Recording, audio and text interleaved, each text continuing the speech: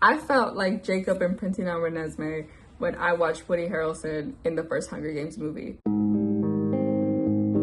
I think I consume more movies and TV shows than the average person does per month. And is it a little concerning? Yes, it is. Do I care? Not really. I love watching my silly little shows and movies. In addition to doing all that, I love talking about them and I love writing my reviews. Thank you, Letterboxd, for existing. And it makes me feel like I have a personality when I do write them down. Do I have horrible movie and TV show taste?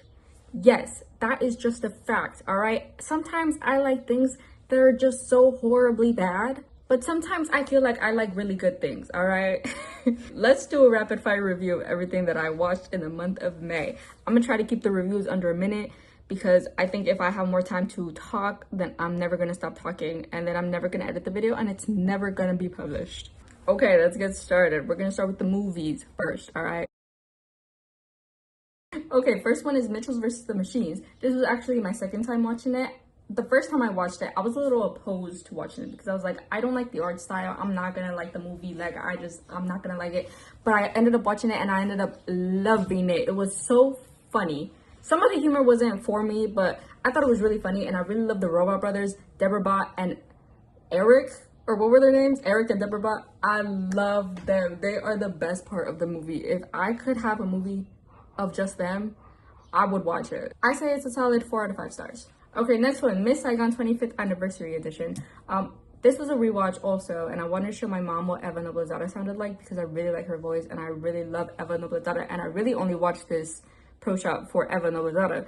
My favorite songs are If You Want to Die in Bed and I'd Give My Life for You. Absolutely adore it. Love the musical. 5 out of 5 stars. The next one is The Fall Guy. I went to theaters to see this movie, and it was bad, but I love seeing fun bad movies, and this was a fun bad movie, and also I saw it in theaters, and that just enhances the movie watching experience.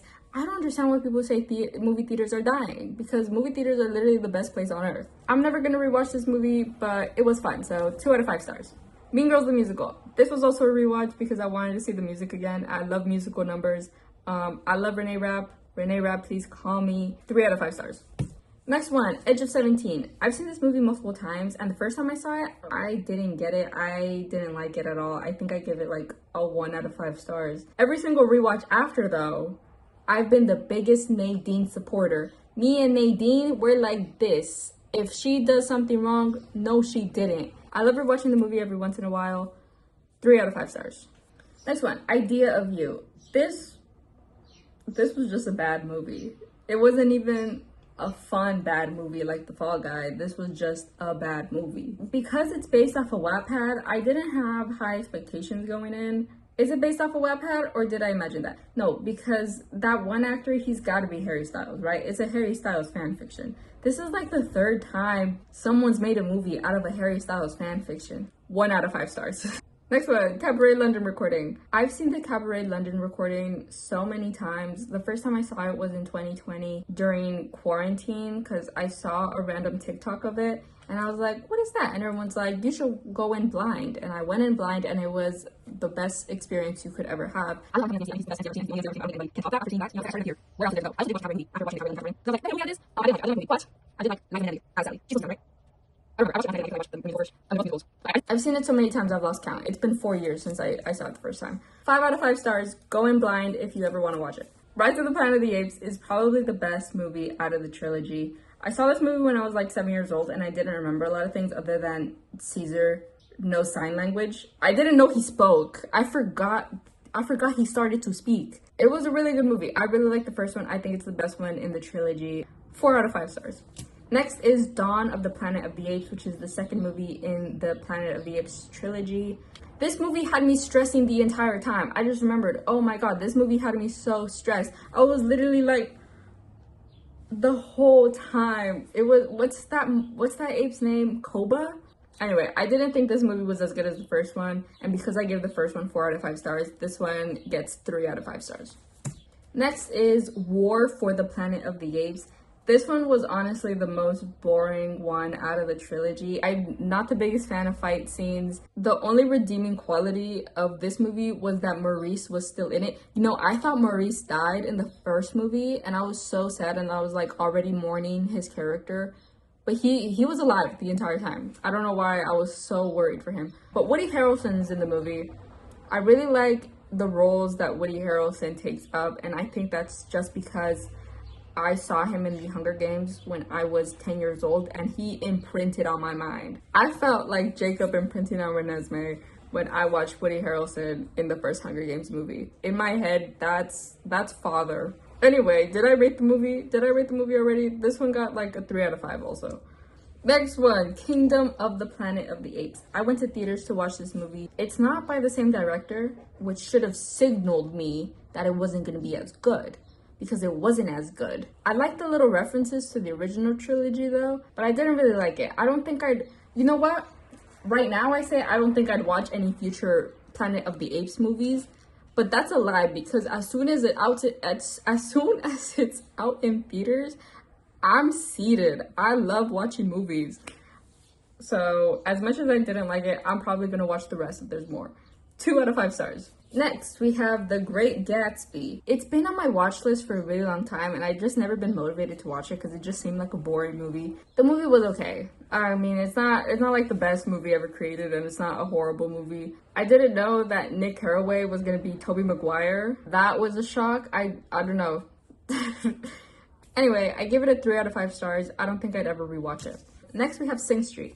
This has been on my watch later for a really long time, and by really long time I mean like maybe less than a year, and it was really, really good. I do wish they would have expanded just like a little more on like the friendship, or at least the relationship between the boys in the band, but I know that that wasn't what it was about. Also, I don't know if the music that they made was actually made for the movie or if the music already exists and I was too lazy to Google it. Second, also, that guy from Wayne is in it. Have y'all ever seen Wayne? But it was really good, and I really like that kid from Wayne, and I Googled him, and he's a lot older than he looks. Anyway, 4 out of 5 stars. Next is The Iron Claw. Maybe it's because I don't have any brothers, or maybe it's because I don't like wrestling at all in any capacity, but I just didn't like the movie very much, and I admit that it was very, very good, but not for me. 3 out of 5 stars. Maybe a 2.5 out of 5, but we're doing whole numbers, so 3 out of 5. Last one is Ocean's 11, and let me just say, first and foremost, I will always love a good heist. I've seen Ocean's 8 with other women, but I had never seen the original trilogy, and so I watched the first one, and I was like, oh my god, this is really good, and I don't know why I even doubted that I wasn't gonna like it, because I love heist movies. 4 out of 5 stars. Moving on to TV shows, first one we got is Bridgerton Season 3 Part 1. I'm gonna be so honest, I'm only watching it because everyone else is watching it, and like I said, I get FOMO, so please don't leave me out. And I also really like it because it's bad and it's fun to watch. I also really like Nicola Coughlan, and it's her season, and that's all I have to say. 2 out of 5 stars. Next we have Twinkling Watermelon, which is a K-drama. And oh my god, why was it so sad for no reason? Like, this kid just really loves his parents, and why is he crying every single episode? Why do I feel so sad? It got a little boring in the middle there, like episodes 11, 12, 13, 14. But that's just a given with any K-drama, I feel. I really like the premise of it. It got a little weird when I thought that he was gonna fall in love with someone that was really old in present time. And then there was the reveal that she was actually also traveling back in time. And so everything was fine, but it was a little weird for a second there when I was like, are they gonna do that for real? Sometimes when I find K-dramas boring around episodes 11 or 12, I just stop watching. It's a really bad habit, but I stuck with it through the end, so it gets a 4 out of 5. Next up, we have Marvelous Mrs. Maisel. I binge watched 4 seasons of this show. I haven't finished it yet, but Miriam had me so stressed out sometimes. Like in the early seasons when she kept bombing, oh my god, it gave me so much secondhand embarrassment. I literally had to step away from the computer sometimes. I was like, I cannot watch you bomb right now. But other than that, it was really good and it was really funny, and I also really like Lenny. I know it's not a romance, it's about Miriam. The first 3 seasons, I didn't get the whole Lenny thing. And then I watched the 4th season, and I was like, I get it. I get Lenny, like I get the look, I get the whole character, I love it. 4 out of 5 stars. Next up, we have Apothecary Diaries. I didn't expect to love the anime as much as I did, but I loved it so much. It was so good. And maybe it's because I haven't been keeping up with a lot of anime. I used to be really, really into anime in middle school and like early high school. After I graduated high school, I kind of just stopped watching a lot of anime. And maybe this is more common now, but I thought MAOOO was such a refreshing take on a main character, on a female main character. I really liked the pacing. It was really nice. I loved all the side characters. They actually felt dimensional and not flat and for a purpose. Love MAOOO with all my heart. She is, oh, I love her so much. 5 out of 5 stars. Love Apothecary Diaries so much. I rewatched it twice in under like 4 days. Next, we have Heartbreak High, Season 2. Season 1 was good, but I think Season 2 was really, really good. Like, it was so much better. I love Cash. Cash is my favorite character. I love Quinny so much. She's amazing. Amory, they could never make me hate you. I really loved it. Can't wait for Season 3. I saw that there was a Season 3 announcement, I think a couple days after I finished watching it. 5 out of 5. Next up, we have Lovely Runner, which is another K-drama that I started. I stopped watching it around episode 13 because it just got too repetitive for me. Like, why do we keep messing with so many different timelines? And why does that guy always end up dying at the end? Because I stopped watching, I don't think my opinion should matter very much. I give it a 2.5 out of 5. But if I probably finished watching it, I'd probably give it a 3. Like, no higher than a 3. Next up, we have Yona of the Dawn. I did a tandem read and watch because I wanted to reread the manga, but I also don't really like the first arc, which is when Yona is collecting all of the dragons. And so I didn't want to read through the entire thing, but I also didn't want to watch the entire thing. And so I kind of did like this weird mix of both. I think the season that is out, which is the only season that is out, is probably the most boring arc of the entire manga. And it's a shame that more didn't get animated, because my favorite arc is the one that immediately follows when they're all in the village and they become the Dark Dragon and the Hungry Happy Bunch. My favorite characters are Yona and Sheena. 5 out of 5 stars.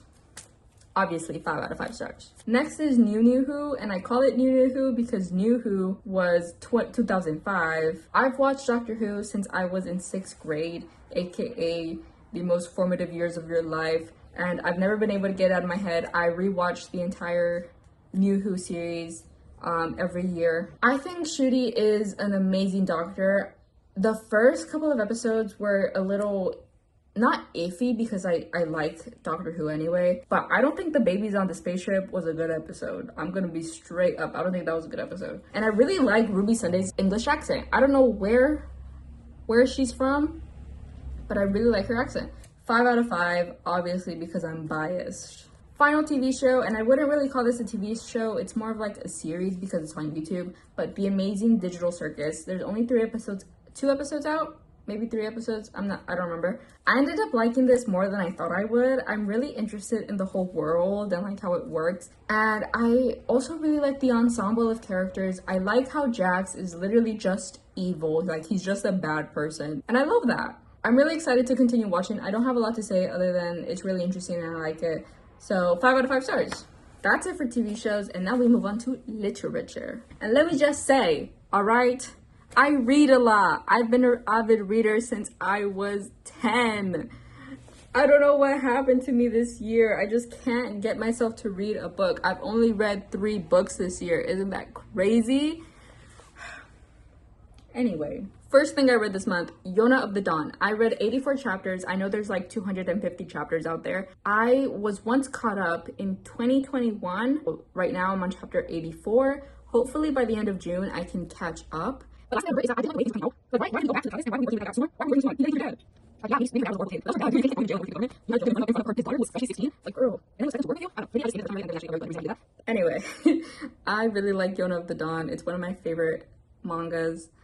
Yona's character development throughout the entire thing is amazing. It's handled very well. 5 out of 5 stars. The final piece of literature that I read was The Apothecary Diaries, because I watched the anime and I really loved it and I was like, I need more. And so I read the manga. I fully caught up, and then I learned that the mangaka was convicted of tax fraud. And so maybe there might not be any more manga to read. And so now I have to revert to the original source material, aka the light novels. Like I gave Yona of the Dawn 5 out of 5. I love manga. I cannot hate manga, just like I cannot hate a good musical. 5 out of 5. And then we entered the miscellaneous portion, aka any music or YouTube videos that I've seen. And all I really got for music is I've been really into NMIX recently, specifically their latest album, or I don't know if it's their latest album, but it's this one. I love every single song on that EP. Is it an EP or is it an album? I don't know. 5 out of 5 stars. It gets 5 out of 5 stars. And that's all I got. That's everything that I consumed in the month of May. I hope y'all enjoyed it, because I definitely did. I don't have anything else to add, so goodbye.